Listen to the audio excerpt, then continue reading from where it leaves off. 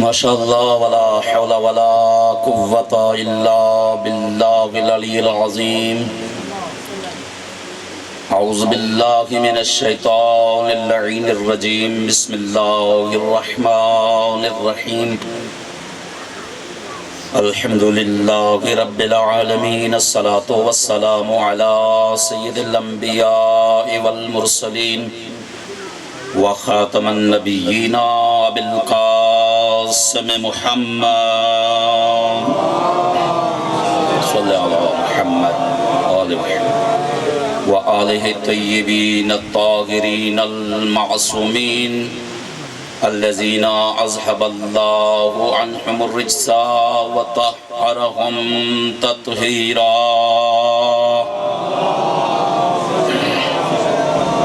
محمد وآل محمد وعجل فرجهم اما بعد فقد قال اللہ تبارک و تعالی فی کتاب المجید وفرقان الحمید وقوله الحق بسم اللہ الرحمن الرحیم یا ایہا الرسول بلغ ما انزل الیک من ربک فإن لم تفعل فما بلغت رسالته واللہ یعصمک من الناس صلوات بر محمد و آل محمد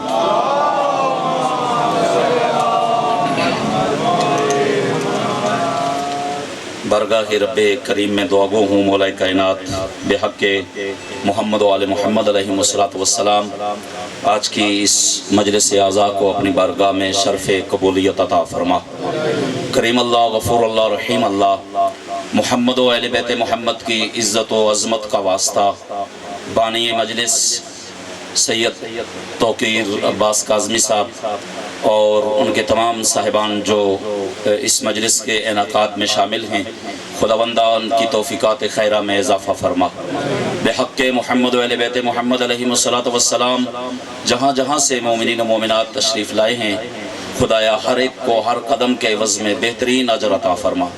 یا کریم اللہ غفور اللہ رحیم اللہ محمد و اہل بیت محمد علیہ السلام کی عزت و عظمت کا واسطہ پروردگار ہم سب کو عاشقان حسین، عزاداران حسین، نوکران حسین کی فہرست میں ہمارے نام درج فرما۔ یا کریم اللہ غفور اللہ رحیم اللہ زمانے کے امام کو ہم سے راضی و خوشنود فرما، امام زمانہ کے ظہور پہ تعجیل فرما، ہمیں امام کے آوان و انصار میں شامل فرما۔ پروردگار محمد و آل محمد کا واسطہ جو اس وقت عالمی طور پہ حق و باطل کا معرکہ ہے، پروردگار واسطہ محمد و آل محمد کا حق کو فتح عطا فرما، باطل قوتوں کو ذلیل و خوار فرما، نست و نابود فرما۔ پروردگار ایران کو ہر میدان میں کامیابی عطا فرما۔ پروردگار علی ابن ابی طالب کے ماننے والے جہاں جہاں پہ آباد ہیں ان کی جان و مال کی حفاظت فرما۔ دشمنان اسلام، دشمنان دین، دشمنان تشیع کو نست و نابود فرما۔ پروردگار بحق کی اہل بیت علیہ السلام اس خطہ کوثر میں ایک ملعون دشمن اہل بیت قاتل مفرور ہے، خدایا اسے ذلیل و خوار فرما، اسے نست و نابود فرما، اس پہ قہر و غضب نازل فرما۔ پروردگار تمام مومنین کی، تمام اہل علاقہ کی، کوثر کی محافظت فرما۔ محمد و آل محمد علیہ السلام کا واسطہ کریم اللہ غفور اللہ رحیم اللہ جتنے مومنین مومنات نے جہاں جہاں سے التماس دعاؤں کے لیے کہا، سب کی نیک دعائیں، حاجات، تمنائیں پوری فرما۔ پروردگار جن مرحومین کے ایصال ثواب کے لیے یہ مجلس اعزا کا انعقاد ہے، پروردگار ان سب کے درجات کو بلند فرما۔ سید صادق حسین شاہ صاحب، سید عنایت حسین شاہ صاحب، سید قدرت حسین شاہ صاحب، سید کشور حسین شاہ صاحب، سید مقبول حسین شاہ صاحب، سید برکت حسین شاہ صاحب، سید احمد حسین شاہ صاحب اور ذاکر اہل بیت سید تصدق حسین کاظمی صاحب اور دیگر جتنے بھی اس خانوادے کے مرحومین ہیں، مولا کائنات ان سب کے درجات کو بلند فرما، اور یا اللہ اس مجلس اعزا کا ثواب ان کے نامہ اعمال میں درج فرما۔ اور یا کریم اللہ غفور اللہ رحیم اللہ بحق اہل بیت علیہ السلام جتنے بھی صاحبان بیمار ہیں انہیں شفا یاب فرما، اور جتنے بھی حاجت مند ہیں ان کی حاجتوں کو پورا فرما، اور جن جن احباب نے اس مجلس اعزا میں اپنا حصہ ڈالا ہے، خدایا ان کے رزق میں وسعت و برکت پیدا فرما۔ سید احسن حسین شاہ صاحب اور سید اظہر حسین شاہ صاحب ملک سے باہر ہیں، خدایا ان کو اپنی حفظ و امان ایمان میں فرما اور ان کے رزق میں اضافہ فرما اور انہیں کامیابیاں عطا فرما۔ بانیان مجلس نے جو دعائیں میرے ذمہ لگائی ہیں خالق کائنات ان کے حق میں ان دعاؤں کو مستجاب فرما۔ ان تمام دعاؤں کی قبولیت کے لیے ایک مرتبہ بآواز بلند صلوات اللہم صلی علی محمد وآل محمد وعجل فرجہم۔ مومنین کرام، انشاءاللہ نماز کے وقفے تک آپ احباب کو زحمت دوں گا اور پوری توجہ کا طالب رہوں گا انشاءاللہ۔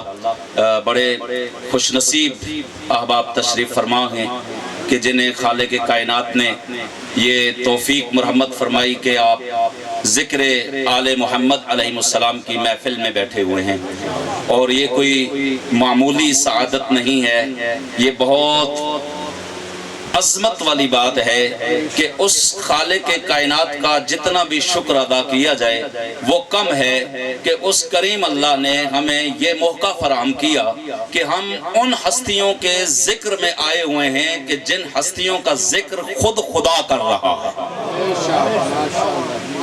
ان ہستیوں کے ذکر کو بپا کیے ہوئے ہیں کہ جن کا ذکر خود خدا کر رہا ہے۔ اور میں یہ جملہ اپنے مکتب کی طرف سے نمائندگی کرتے ہوئے کہوں گا کہ خدا کی قسم عزیزان گرامی، ہم وہ خوش نصیب ہیں اور اپنے نصیب پہ ناز کرنا چاہیے کہ ہم ان ہستیوں کا ذکر بپا کیے ہوئے ہیں کہ جن کا نام لینا بھی اللہ نے عبادت قرار دیا ہے۔ ایسے عظیم رہبر، ایسے عظیم ہستیاں کہ جن کا نام بھی لیا جائے تو وہ نام لینا بھی بارگاہ پروردگار میں عبادت ہے، اور پروردگار عالم نے انہی کی نسبت سے، توجہ ہے نا انشاءاللہ، انہی ہستیوں کی نسبت سے ہر چیز کو فضیلت عطا کی۔ ابھی جس مہینے سے ہم گزر رہے ہیں الحمدللہ رب العالمین، ہماری قوم کا ہر بچہ آگاہ ہے کہ بڑا اہم مہینہ ہے ماہ ذی الحجہ، بڑے پیغام دے رہا ہے ماہ ذی الحجہ، امت مسلمہ کو بہت بڑے پیغام دے رہا ہے ماہ ذی الحجہ۔ اللہ نے ہر چیز کو ایک خصوصی عظمت عطا کی، زمان کو بھی اللہ نے عظمت عطا کی، مکان کو بھی اللہ نے عظمت عطا کی۔ عزیزان گرامی، زمانوں کو بھی اللہ نے فضیلتیں دی اور مکانوں کو بھی اللہ نے فضیلتیں دی، لیکن کچھ ہستیوں کا تذکرہ کچھ خاص ماہ میں کر کے قیامت تک کے لیے ان کے ذکر کو عبادت قرار دے دیا۔ اور رہبر عظیم حضرت سید علی خامنائی کہ ان کے درجات کو پروردگار عالی سے عالی تر فرمائے، وہ فرمایا کرتے تھے کہ محرم کی تیاری سے پہلے جوش و خروش کے ساتھ غدیر کا اہتمام کرو۔ کیوں؟ اس لیے کہ غدیر کو فراموش کرنے کا نتیجہ ہے محرم کا بپا ہونا۔ اگر غدیر کو فراموش نہ کیا جاتا، توجہ ہے یا نہیں ہے، غدیر کو فراموش نہ کیا جاتا، غدیر کو بلایا نہ جاتا تو شاید واقعہ کربلا بپا نہ ہوتا۔ نبی کریم صلی اللہ علیہ وآلہ وسلم نے باقاعدہ طور پہ غدیر میں اہتمام کر کے پوری امت مسلمہ کو قیامت تک کے لیے بتا دیا تھا کہ میں دنیا سے جانے والا ہوں، لیکن دین کو اور شریعت کو بے وارث چھوڑ کے نہیں جا رہا، وارث مقرر کر کے جا رہا ہوں۔ یا علی آپ سلامت رہیں انشاءاللہ۔ اسی طرح ماہ ذی الحجہ اپنے اندر خاص طور پہ جو بہت اہم پیغام رکھتا ہے وہ غدیر کا پیغام رکھتا ہے۔ اور اس سے پہلے آپ جانتے ہیں 9 ذی الحجہ کو یوم عرفہ، 10 ذی الحجہ کو حج، قربانی، یہ ساری نسبتیں اللہ نے ماہ ذی الحجہ میں رکھی۔ توجہ ہے نا انشاءاللہ، ماہ ذی الحجہ میں رکھی۔ اور کیا عشق ہے، کیا محبت ہے، کیا معرفت خدا بندی ہے کہ آپ نے ماہ ذی الحجہ گزارا اور یقیناً ان موضوعات کو سنا ہوگا، لیکن میں ضمناً صرف نتیجتاً چند جملے عرض کر کے زحمتوں کو تمام کرنا چاہتا ہوں کہ 10 ذی الحج کا بہت گہرا تعلق ہے 10 محرم سے۔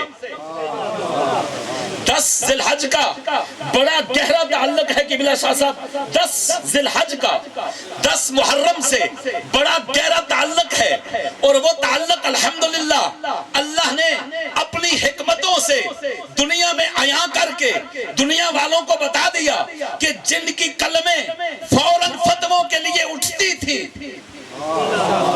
بھائی توجہ چاہوں گا اس جملے پہ، جن کی قلمیں فوراً فتووں کے لیے اٹھتی تھی، اللہ نے انہی کو اپنے گھروں میں کچھ چیزوں کے ساتھ مشغول کر کے جواب انہی سے دلا دیا کہ تم سے اگر کہا جائے کہ یہ بکرے کو کیوں سجا رہے ہو، یہ بیل کے گلے میں یہ ہار کیوں ڈال رہے ہو، کہیں گے نہیں جناب مولانا صاحب یہ کوئی عام بکرا نہیں ہے، یہ قربانی کا جانور ہے۔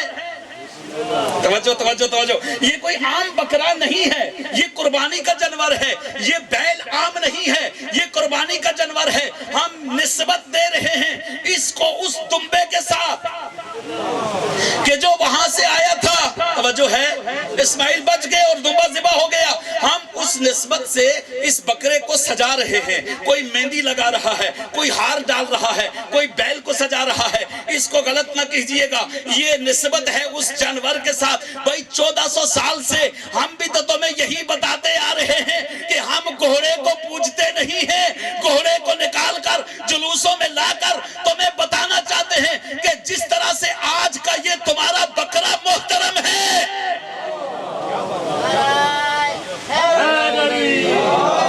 یہ تمہارا بیل اور تمہارا بکرا جو قربانی کی نسبت سے جس طرح محترم ہے، اور تم کہتے ہو یہ عام نہیں ہے، اس کی نسبت قربانی سے ہو گئی اور ہم اس کو اس لیے احتراماً سجا رہے ہیں۔ یہی ہم تمہیں بھی بتا رہے ہیں کہ ہم جلوسوں میں 1400 سال سے تمہیں یہی تو پیغام دے رہے ہیں کہ ہم علم و تعزیہ و زلجنہ اٹھا کر چوراہوں میں، روڈوں میں، ہر جگہ پر یہ مجالس عذاب بپا کر کے تمہیں یہی بتاتے ہیں کہ جس طرح ابراہیم کی یاد میں بکروں اور دمبوں کو ذبح کرتے ہو اور انہیں باہر لاتے ہو، اسی طرح سے ابراہیم کی قربانی کو بقا دینے والے کے شعار ہم لا کر تمہیں بتا رہے ہیں۔ بسم اللہ۔ حضرت ابراہیم عاشق خدا تھے، حضرت ابراہیم پر ہمارے لاکھوں سلام، ہمارے کروڑوں سلام۔ اتنا بڑا مواحد تھا ابراہیم، اتنا بڑا عاشق تھا ابراہیم کہ جتنا بڑا مقام، جتنا بڑا عہدہ، اتنی ہی منزل امتحان بڑی۔ توجہ ہے یا نہیں ہے؟ اتنی ہی بڑی منزل امتحان بھی۔ حضرت ابراہیم جد پیغمبر ہیں، حضرت ابراہیم، بھائی توجہ چاہوں گا، حضرت ابراہیم پر بھی درود پڑھتے ہیں یا نہیں؟ ہمارے برادران بھی پڑھتے ہیں نا، الحمدللہ سب کا درود یہی ہے، اللہم صلی علی محمد و آل محمد کما صلیت علی ابراہیم و علی آل ابراہیم۔ تو پتہ چلا ابراہیم پر بھی درود، کما صلیت علی ابراہیم۔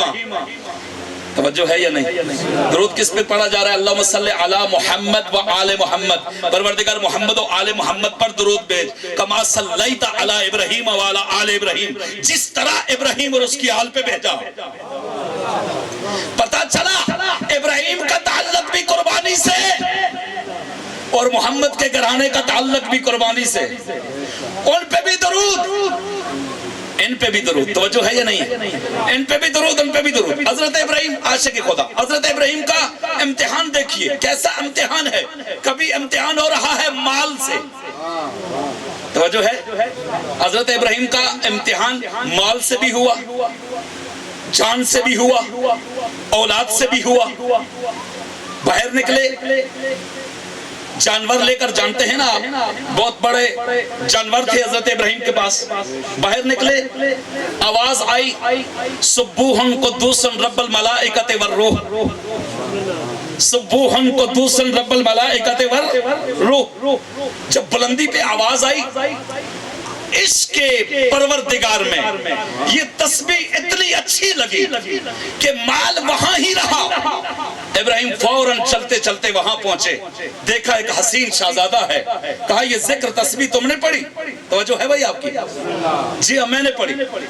کہا ایک مرتبہ پھر میرے پیارے رب کی یہ تسبیح پڑھے گا؟ کہا پڑھوں گا.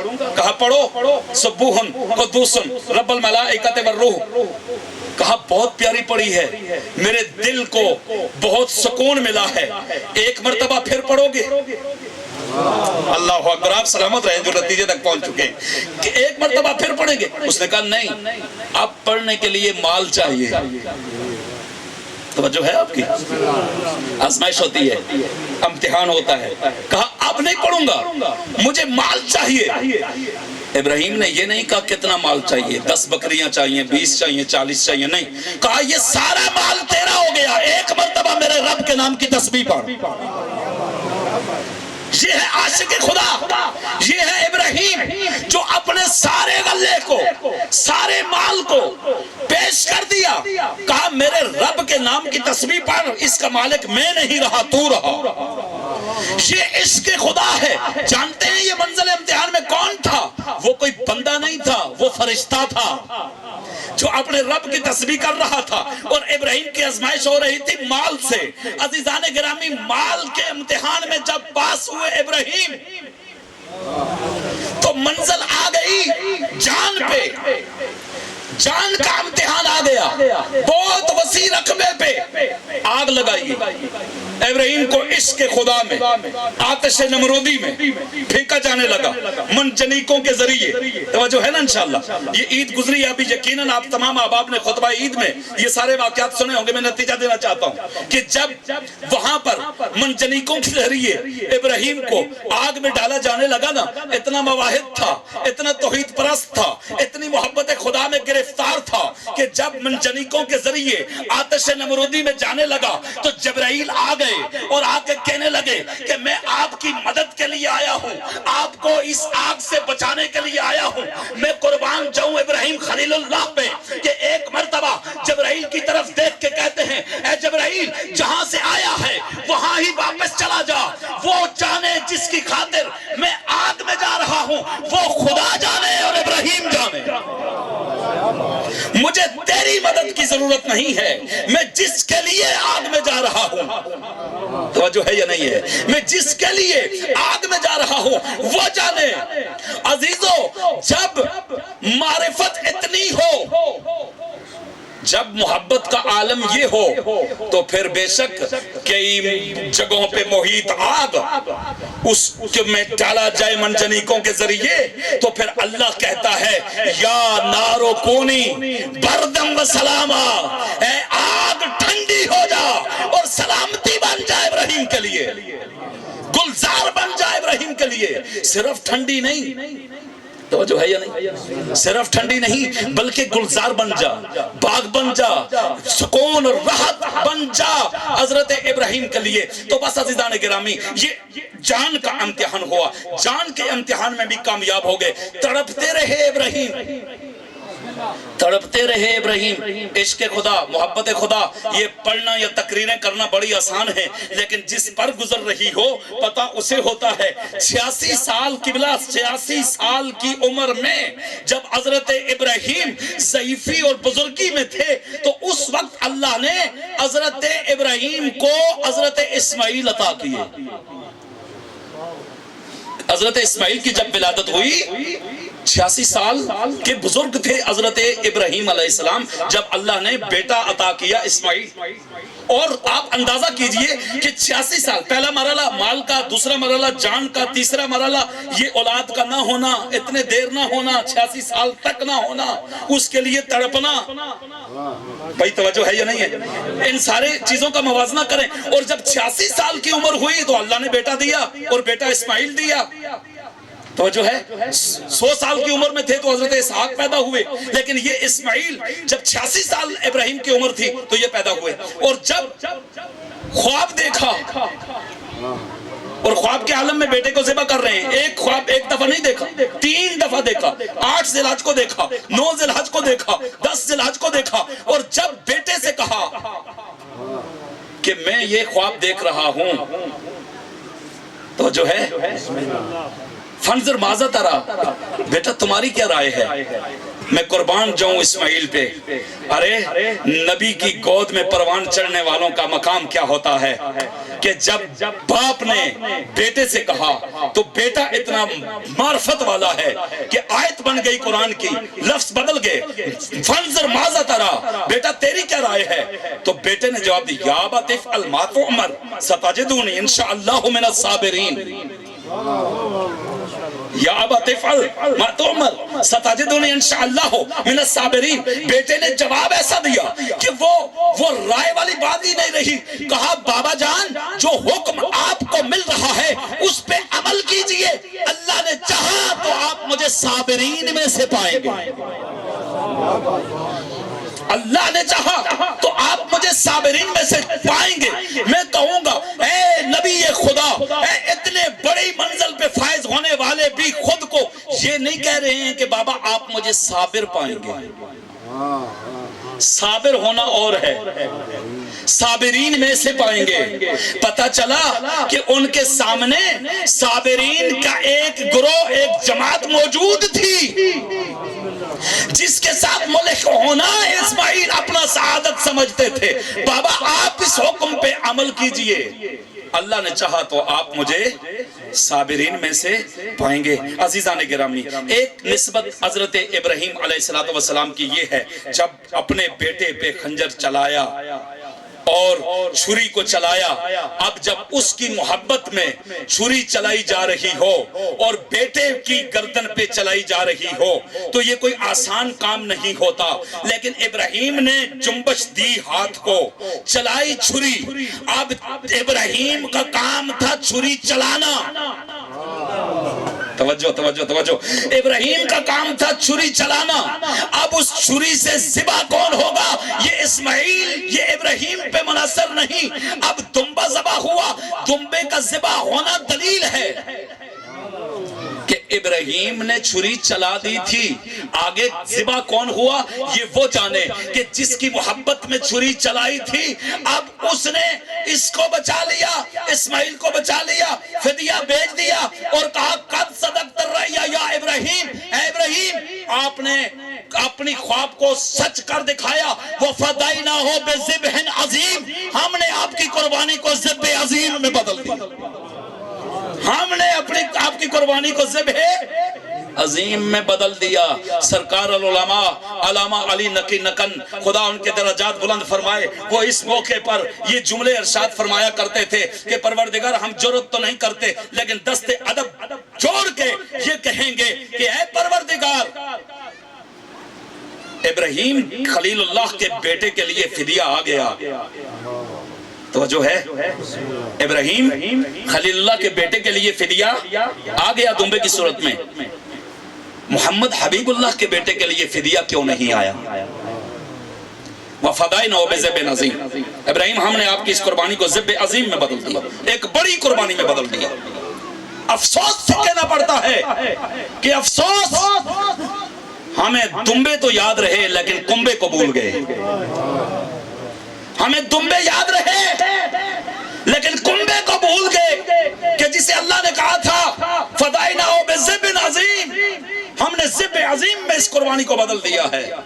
اور علامہ علی نقی کہتے ہیں جواب قدرت آئے گا کہ ہاں خلیل کے لیے فدیہ اس لیے بھیجا کہ اسی اسماعیل کی نسل سے ایک وہ آنے والا ہے کہ یہاں پہ دمبا ذبح ہو رہا ہے، وہاں پہ اس کا جوان ذبح ہوگا، اور یہ خصوصیت اور کسی میں پائی جانے والی نہیں ہے۔ کیوں کہتے ہیں عزیزان السلام علیکہ یا وارث آدم صفت اللہ، السلام علیکہ یا وارث ابراہیم خلیل اللہ، پڑھتے ہیں یا نہیں پڑھتے؟ زیارت وارثہ پڑھتے ہیں یا نہیں پڑھتے؟ آپ سلام پیش کرتے ہیں یا نہیں کرتے؟ یہ کون سی وراثت ہے جس وراثت کا تذکرہ کر رہے ہو؟ یہ حسین کون سی وراثت انبیاء سے لی ہے؟ ابراہیم کی قربانی کے وارث کا نام حسین ہے، آدم کی محنت کو بچانے والے کا نام حسین ہے۔ عزیزان گرامی 1,24,000 انبیاء کی محنتوں کو بچانے والے کا نام حسین ہے۔ اگر حسین قربانی نہ دیتے تو آج ابراہیم کی قربانی بھی زندہ نہ ہوتی. لوگوں نے حج پڑھا، وارث کعبہ حج کو عمرے میں تبدیل کر کے کعبہ چھوڑ کے 8 ذی الحجہ کو نکل رہا. توجہ ہے نا آپ کی عزیزان کرام؟ ہم اگر میں نے اپنی آنکھوں سے یہ باتیں مشاہدہ کی اور بزرگان بیٹھے ہیں وہ تصدیق فرمائیں گے کہ اگر ہم اپنے گاؤں سے، اپنے محلے سے، اپنے شہر سے کسی دوسرے شہر اپنی کسی نوکری کے سلسلے میں پردیس میں کہیں کام کے لیے جاتے ہیں تو میں نے خدا کی قسم اپنی آنکھوں سے دیکھا، بندوں کو روتے ہوئے دیکھا کہ اپنے گھروں سے جاتے ہوئے بندہ دوسرے شہر میں اپنی آسائش کے لیے جا رہا ہے، لیکن اپنی اس محبت میں، اپنے گھر سے محبت میں، اپنے دیش سے محبت میں، اپنے گاؤں کی محبت میں ہم نے بندوں کو روتے ہوئے دیکھا. کیا آسان کام تھا فرزند زہرا کا کعبے سے نکل جانا؟ کیا آسان کام تھا فرزند زہرا کا مدینہ کو چھوڑ جانا؟ عزیزان گرامی بہت مشکل مرحلہ تھا، لیکن خدا کی قسم حسین ابن علی نے ان ساری چیزوں کو برداشت کرتے ہوئے چھوڑا مدینہ. انما خرجت لطلب الاصلاح فی امت جدی، نکل رہا ہوں، چھوڑ رہا ہوں نانا کے مدینے کو، چھوڑ رہا ہوں کعبہ کو، نکل رہا. کیوں مولا؟ اس لیے کہ میں چاہتا ہوں کہ میرے جد کے امت کی اصلاح ہو جائے. جد کی امت کی کیا ہو جائے؟ اصلاح ہو جائے. لیکن حسین ابن علی، آپ پہ ہمارے لاکھوں اور کروڑوں سلام، اربوں سلام. وقت کے دامن میں اتنی گنجائش نہیں، جو مجھے حکم دیا گیا میں اس کے اندر انشاءاللہ آپ کی ذہنتوں کو تمام کروں گا. لیکن جو آیے مجیدہ میں نے تلاوت فرمانے کا شرف حاصل کیا تھا، میں چاہتا ہوں کہ اس کے بھی انشاءاللہ چند تبرکان جملے آپ کی خدمت میں عرض کر کے پھر 2 جملے مسائل کی اور ذہنتوں کو تمام کروں گا. ہمارے پاس انتہائی بہترین شخصیت حضرت حجت الاسلام والمسلمین علامہ حسنین عباس جو یقیناً تشریف لا چکے ہوں گے، بھرپور انداز میں انشاءاللہ ان سے استفادہ کریں گے. دوسری نشست میں ہم انشاءاللہ حاضری لگواتے ہوئے آپ کی خدمت میں یہ عرض کرتا چلوں کہ یہ 10 ذی الحجہ کی مناسبتیں تھیں، اور اس کے بعد 18 ذی الحجہ کی وہ مناسبت ہے کہ جس کا بہت گہرا تعلق ہے اسلام سے، بہت گہرا تعلق ہے دین سے، اور بہت گہرا تعلق ہے عاشقان نبی سے. توجہ ہے؟ غلامان مصطفیٰ سے بڑا گہرا تعلق ہے. میں اکثر یہاں پہ جب اس روایت کو دیکھتا ہوں تو سوچتا ہوں کہ واقعاً آپ خود ذرا صاحبان عقل بیٹھے ہیں، غور کر کے نتیجہ اخذ کریں اپنے دماغوں میں کہ آج 1400 سال کے بعد اگر اللہ ہمیں یہ توفیق مرحمت فرمائے، توجہ ہے نا آپ کی انشاءاللہ، اگر آج 1400 سال کے بعد اللہ ہمیں یہ توفیق مرحمت فرمائے اور اللہ سب کو دے توفیق، اور ہم چلے جائیں مدینہ محمد اور مسجد نبوی کے اندر چلے جائیں، روضہ رسول کے قریب چلے جائیں اور روضہ رسول پہ جا کے نماز پڑھیں، زری کو چومیں، زری کو پکڑیں، مجھے انصاف سے بتائیں آپ کو فخر محسوس ہوگا یا نہیں ہوگا؟ آپ خوش ہوں گے یا نہیں ہوں گے؟ آپ مطمئن ہوں گے یا نہیں ہوں گے؟ آپ کا دل خوشی سے باغ و باغ ہوگا کہ مجھے اللہ نے یہ سعادت عطا کی کہ میں روضہ رسول کی جالی کو چوما ہے، روضہ رسول کی جالی کو پکڑا ہے، میں نے روضہ رسول کے پاس جا کے نماز پڑھی ہے. تو میں اس موقع پہ کہا کرتا ہوں کہ ذرا غور کرو کہ 1400 سال کے بعد تو اور میں اگر مدینے میں جا کے روضہ رسول کے قریب جا کے نماز پڑھ کے فخر کرتے ہیں تو پھر ان لوگوں کا مقام کیا ہوگا جنہوں نے نبی کی معیت میں نماز ادا کی، جنہوں نے نبی کی اقتداء میں نماز پڑھی. بھائی خدا کی قسم بہت ہی اہم بات آپ کی خدمت میں پہنچانے کی کوشش کر رہا ہوں. خدا مجھے توفیق دے انشاءاللہ کہ میں پہنچا پاؤں آپ تک یہ جملے کہ کوئی بھی چیز ہو، کوئی بھی پروگرام ہو، اس کے اہتمام کے لیے 3 بنیادی چیزوں کی ضرورت ہوتی ہے یا نہیں ہوتی؟ آج کی یہ مجلس اعزابی جو منعقد ہے اس میں 3 بنیادی چیزیں ہیں یا نہیں ہیں؟ ایک یہ کہ بانی ہو، پروگرام کا کوئی بانی بھی ہوتا ہے نا، کوئی اس پروگرام کو منعقد کرنے والا بھی ہوتا ہے، پروگرام کو رکھنے والا کوئی ہوتا ہے، بانی ہوتا ہے. پھر بانی کی ذمہ داریاں یہ ساری ہیں، تمام لوگوں کو بلانا، ان کے لیے مجلس کی جگہ کا اہتمام کرنا، مجلس کے لیے ماحول فراہم کرنا، یہ بانی کے کام ہیں. پھر بانی کی ذمہ داریوں میں سے ایک ذمہ داری یہ بھی ہوتی ہے کہ کوئی خطیب بلایا جائے. بھائی پتہ نہیں بات پہنچ رہی ہے یا نہیں؟ کوئی خطیب بلایا جائے، جو خطیب اس مجلس کو پڑھے گا، لوگوں کو بلایا ہوا ہے ان کو سنائے گا، پھر ایک موضوع بھی ہوتا ہے، توجہ ہے یا نہیں؟ ایک موضوع بھی ہوتا ہے، جس طرح ابھی بھی شاہ صاحب کہہ رہے تھے کہ یہ ہماری مجلس بہت پرانی، آپ مجھے بتا رہے تھے کہ 10 ہاڑ کی نسبت سے اس مجلس کا اہتمام ہے، تو 3 بنیادی چیزیں ہو جاتی ہیں، بانی بھی ہوتا ہے، موضوع بھی ہوتا ہے، توجہ ہے یا نہیں؟ بانی بھی ہوتا ہے کسی بھی چیز کا، کسی بھی مجلس کا، اور ایک اس کا موضوع بھی ہوتا ہے کہ کس موضوع پہ جو ہے وہ بلائی جا رہی ہے، پڑھی جا رہی ہے، اور ایک خطیب ہوتا ہے جو اس مجلس سے خطاب کرنے والا ہوتا ہے۔ تو عزیزان گرامی، جب ہم غدیر پہ نظر کرتے ہیں تو غدیر سب سے بڑا پیغام یہ دے رہا ہے کہ نبی اپنی زندگی کا آخری حج کرنے جا رہے ہیں، اور نبی کے عاشق سارے نبی کے ساتھ ساتھ ہیں، نبی کے اصحاب نبی کے ساتھ، نبی کے اصحاب نبی کے ساتھ۔ میں فخر سے کہا کرتا ہوں عزیزان گرامی، کتنی فخر کی بات ہے اور کتنا اعلیٰ مقام ہے، خدا کی قسم کتنے خوش نصیب لوگ ہوں گے وہ لوگ کہ جن کو اللہ نے یہ سعادت عطا کی کہ نبی کی معیت میں، نبی کی اقتداء میں انہوں نے نمازیں بھی پڑھی، انہوں نے حج بھی ادا کیا، انہوں نے سارا کچھ کیا اور نبی کی اقتداء میں کیا، اور جب حج سے واپس آئے اور مقام خم غدیر پہ پہنچے تو اللہ کی طرف سے پیغام آ گیا، یا ایھا الرسول بلغ ما انزل علیک من ربک فإن لم تفعل فما بلغت رسالتہ۔ اے رسول تبلیغ کر دو اس چیز کی، اس حکم کی جو ہم نے آپ کو دیا، اس حکم کا پرچار کر دو، اس حکم کو پہنچا دو، اس حکم کی تعمیل کر دو۔ توجہ چاہوں گا، وہ وقت کے دامن میں گنجائش نہیں۔ فَإِن لَمْ تَفْعَلْ، اگر آپ نے یہ کام نہ کیا، توجہ ہے، کوئی حدیث نہیں پڑھی جا رہی، قرآن کی آیت پڑھی جا رہی ہے، فَإِن لَمْ تَفْعَلْ فَمَا بَلَغْتَ رِسَالَتَهُ، اگر آپ نے یہ کام نہ کیا گویا آپ نے میری رسالت کا کوئی بھی کام نہیں کیا، میری رسالت کا کوئی بھی کام نہیں کیا۔ بھائی 63 سال زندگی بسر کر چکے ہیں نبی، اور دیکھ چکے ہیں آپ نبی کی زندگی کو، پتھر نبی نے کھائے، توجہ ہے یا نہیں ہے؟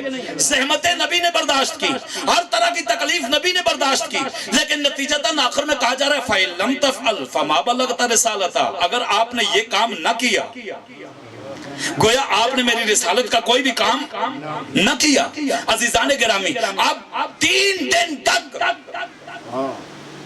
توجہ ہے، کتنے 3 دن تک نبی نے غدیر کے مقام پہ لوگوں کو روک کے رکھا، 3 دن تک رکے رہے، جو آگے تھے ان کو پیچھے بلایا، جو پیچھے تھے بہت سی روایات ہیں، یہاں پہ کتاب الغدیر کو دیکھا جائے تو بہت سی روایات، لیکن اس میں جو بتایا گیا کہ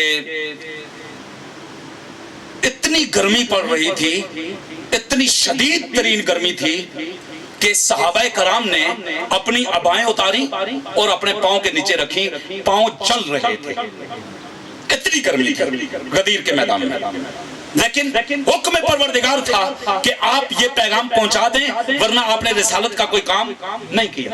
مختصراً جلدی گزر رہا ہوں، نبی نے علی کو بلایا، ممبر پہ لے آئے، اب آپ اپنا غدیری ذہن بنا کے ذرا اپنے آپ کو، چونکہ مومن ہے الحمدللہ اور ولائے علی ہر کسی کے سینے میں موجود ہوتی ہے، لیکن اپنے تصورات کو ذرا وہاں غدیر کے میدان میں لے جا کر ان جملوں کو سنیے گا تو آپ کو لطف آئے گا کہ وہی تپتی صحرا کو بھی ذہن میں رکھیں اور یہ بھی اپنے ذہن میں رکھیں کہ نبی نے علی کو بلایا، اور جب علی آئے ممبر پر تو مجمع میں چیمگوئیاں شروع ہو گئی کہ پہلے تو یہ خطبہ دیتے تھے اکیلے،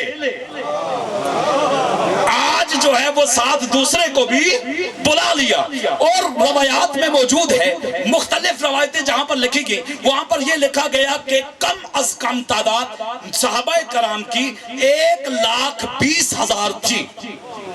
کتنی؟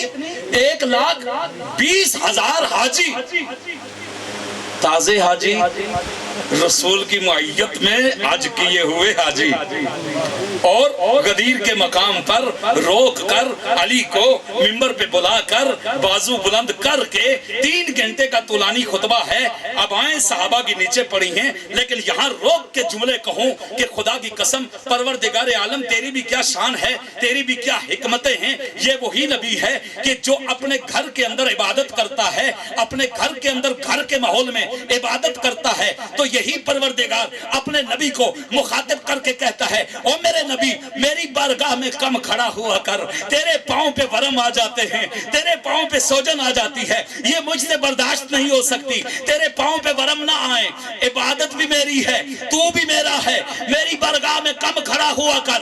لیکن خدا کی قسم پڑھو تاریخ غدیر کو کہ 3 گھنٹے کا طولانی خطبہ نبی پڑھ رہا ہے، اور سخت گرمی میں پڑھ رہا ہے، غدیر کے میدان میں پڑھ رہا ہے، لیکن ایک مرتبہ بھی یہ نہیں کہا جا رہا کہ خطبے کو مختصر کر، بلکہ یہی کہا جا رہا ہے میرے نبی پڑھتا جا، حیدری خطبے کو پڑھتا جا، اور لگاتار مسلسل علماء موجود ہیں، صاحبان علم لوگ یہاں پہ موجود ہیں کہ کئی گھنٹے مسلسل علی کو بلند کر کے نبی دکھاتے رہے۔ میں کہوں گا یا نبی خدا گرمی اتنی سخت ہے، صحابہ پہلے سے ہی ابائیں اتار کے پاؤں کے نیچے رکھ رہے ہیں، آپ نے بس بازو بلند کر کے دکھا دیا تھا، اب یہ اتنی دیر یہ گھنٹوں کے حساب سے بلند کرنے کا کیا مقصد؟ تو جواب آئے گا دیکھو مجمع بہت زیادہ ہے، مجمع 1,20,000 کا ہے، کل کو کوئی یہ نہ کہہ سکے کہ میں نے علی کو بلند ہوتے ہوئے نہیں دیکھا تھا۔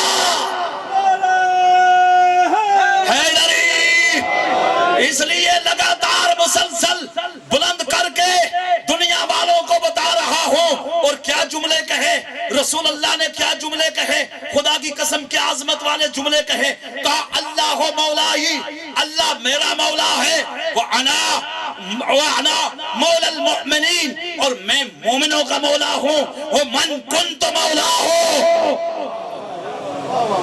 اللہ اکبر، اللہ مولا ہی، اللہ میرا مولا، وَأَنَا مَوْلَى الْمُؤْمِنِينَ، میں مومنوں کا مولا، مَنْ كُنْتُ مولا، جس کا میں مولا۔ اب ہمیں کوئی ضرورت نہیں ہے بھئی علی نے کب کہا کہ میں مولا، توجہ ہے یا نہیں ہے؟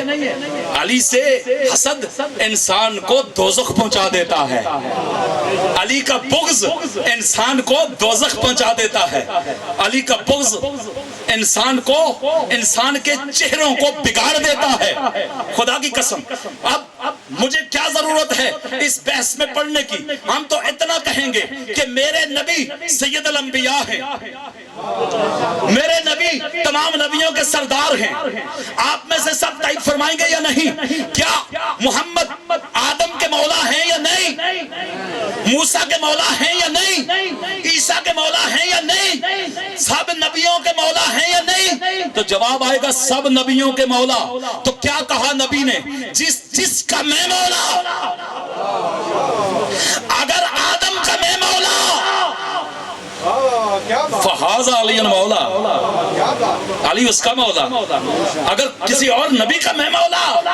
اس لیے میں کہا کرتا ہوں خبردار کبھی بھی علی و اولاد علی کا موازنہ خاکی لوگوں سے نہ کیا کرو، کبھی بھی اپنے ذہنوں کو بلند کرو، اپنے شعور کو بلند کرو۔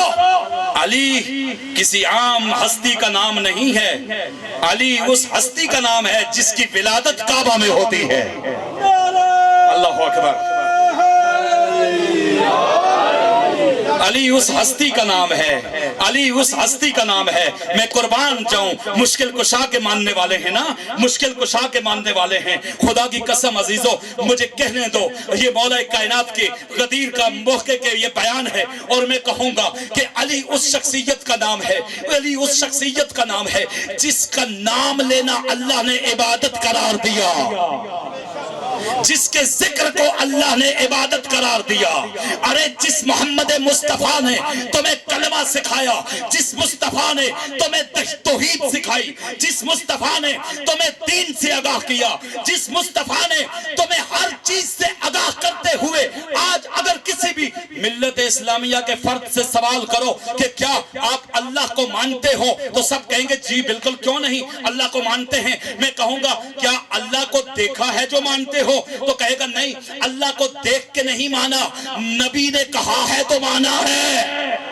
میں کہوں گا قیامت پہ یقین ہے، کہے گا ہاں قیامت کو مانتا ہوں اس لیے کہ مسلمان ہوں، قیامت روز آخرت پہ ایمان رکھتا ہوں۔ میں نے کہا کیا قیامت کو دیکھا، کیا قیامت کو دیکھ کے مان رہے ہو، تو کہے گا نہیں قیامت کو دیکھا نہیں، لیکن جس نے کہا ہے وہ صادق ہے، وہ سچا ہے اس محمد کے کہنے پہ۔ تو پھر ایک جملہ کہنے کی مجھے اجازت دو کہ نہ دیکھنے والی چیزوں کو،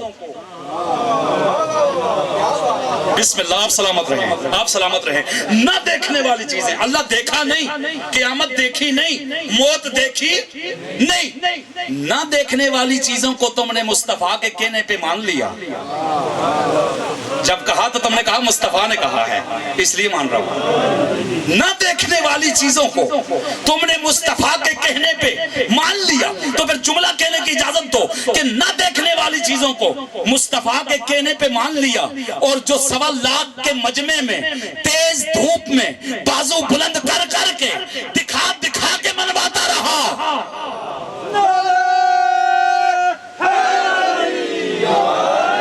اس سے انکار کی وجہ پوچھ سکتا ہوں، اس سے انکار کی وجہ پوچھ سکتا ہوں۔ اور آخری بات سمتے تمام کہ جب اسی محفل سے ایک منکر اٹھا، اللہ اکبر، اسی محفل سے ایک منکر اٹھا اور اٹھ کے کہنے لگا محمد جو کہتے رہے ہم مانتے رہے، تو جو ہے جو کچھ کہتے رہے آپ ہم مانتے رہے، آپ نے اللہ منوایا ہم نے مان لیا، آپ نے خود کو نبی منوایا ہم نے مان لیا، جو منواتے رہے ہم مانتے رہے، اب علی کو بھی ہم پہ مسلط کر رہے ہو، تو جو ہے یہ نہیں ہے، یہ دیکھ لینا ذرا، یہ علی کو بھی اب ہم پر مسلط کر رہے ہو، کیا یہ اپنی طرف سے کر رہے ہو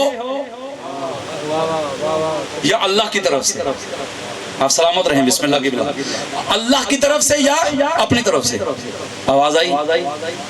اللہ کا حکم ہے، جو کچھ میں کر رہا ہوں وہ حکم خدا سے کر رہا ہوں، ولایت علی کا اعلان حکم خدا سے کر رہا ہوں۔ آخری جملہ عزیزان، وقت ختم ہو گیا، آخری جملہ کہ میں جو کچھ کر رہا ہوں اللہ کے حکم سے کر رہا ہوں، حکم خدا ہے۔ اب وہ منکر اپنے ہاتھ اٹھا کے برگد ہے، بڑا مکرو تھا، تیز تھا، ہوشیار تھا، زیرک تھا، توجہ ہے، چلاکی دکھا رہا تھا۔ چلاکی کیا دکھا رہا تھا؟ چلاکی یہ دکھا رہا تھا، اس کا یقین تھا کہ رحمت للعالمین نبی موجود ہیں، میں جو کچھ بھی کہوں کہتا رہوں، کیونکہ رحمت للعالمین موجود ہے، لہذا مجھ پہ عذاب نہیں آئے گا، کیونکہ رحمت للعالمین موجود ہے، اس لیے عذاب نہیں آئے گا۔ اس زیرک سے، اس ہوشیاری سے فائدہ اٹھا رہا تھا، کہنے لگا اگر محمد اپنے قول میں سچا ہے تو اے پروردگار مجھ پہ عذاب نازل کر، مجھ پہ عذاب نازل کر، آسمان سے پتھر برسا۔ توجہ ہے یا نہیں ہے عزیزان گرامی؟ قرآن کریم میں باقاعدہ تذکرہ بھی ہے کہ سائل کے کہنے پر جب اس نے عذاب مانگا تو اللہ نے آسمان سے پتھر کو برسایا، اس کے سر پہ لگا، اس کے 2 ٹکڑے ہوئے، توجہ، اس کے 2 ٹکڑے ہوئے اور فی النار ہوا۔ آپ جانتے ہو کہ رحمت للعالمین نبی کے ہوتے ہوئے وہ تو یہ سوچ رہا تھا کہ رحمت للعالمین نبی موجود ہیں، میں مانگوں گا بھی تو عذاب نہیں آئے گا کیونکہ رحمت للعالمین موجود ہیں۔ لیکن عزیزان گرامی وہ بارگاہ، اس بارگاہ میں یہ گوارا نہ کیا، اس نے کہا بے شک رحمت للعالمین نبی بھی موجود ہو، اگر کوئی علی کی ولایت سے انکار کرے گا تو اس پر میرا عذاب نازل ہوگا۔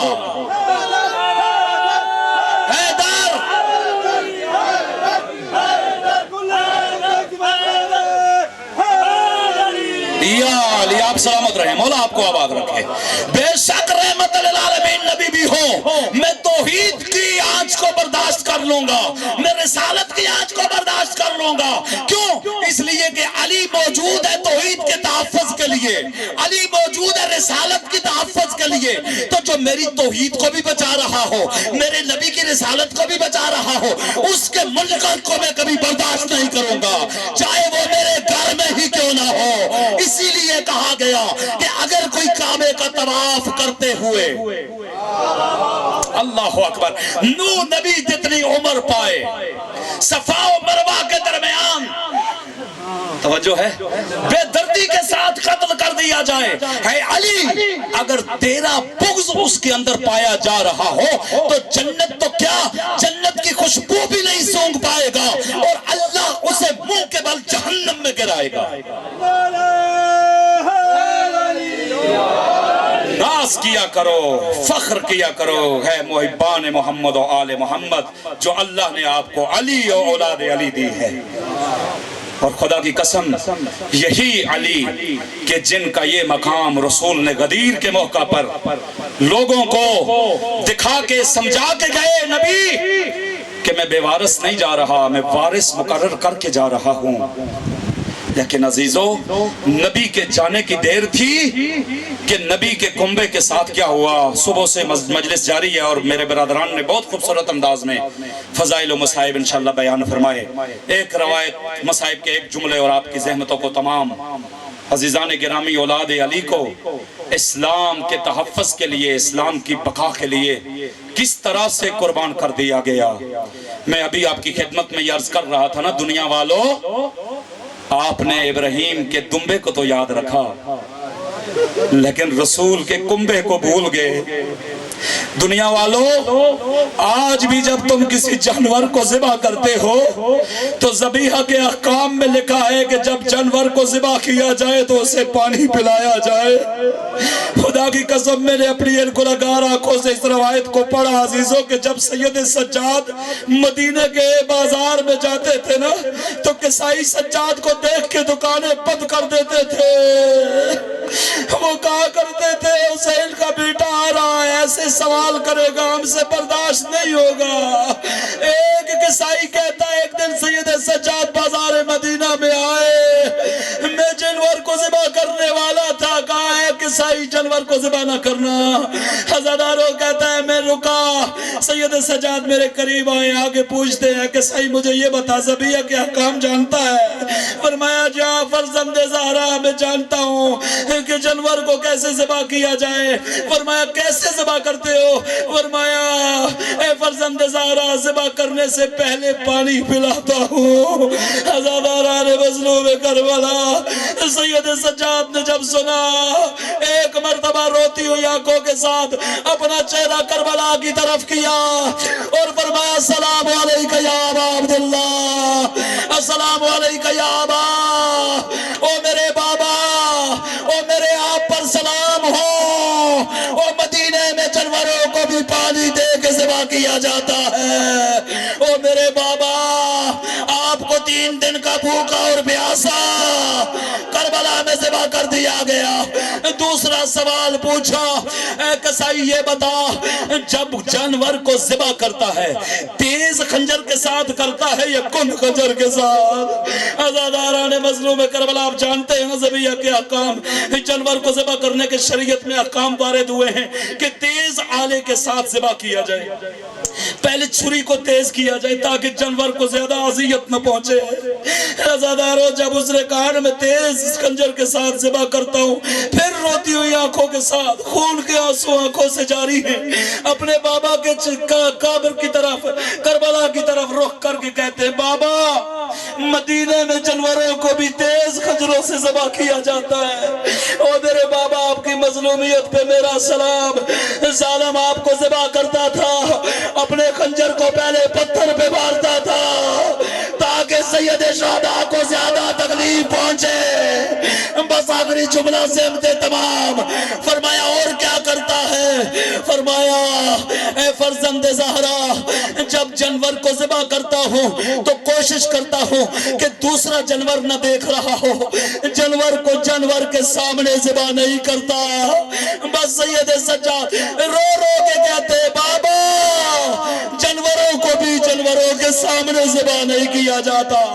آئے میری پھپھی 70 قدم سے دیکھتی رہی، ظالم آپ کے سینے پہ بیٹھ کے گستاخی کرتا رہا، آپ کو ذبح کرتا رہا۔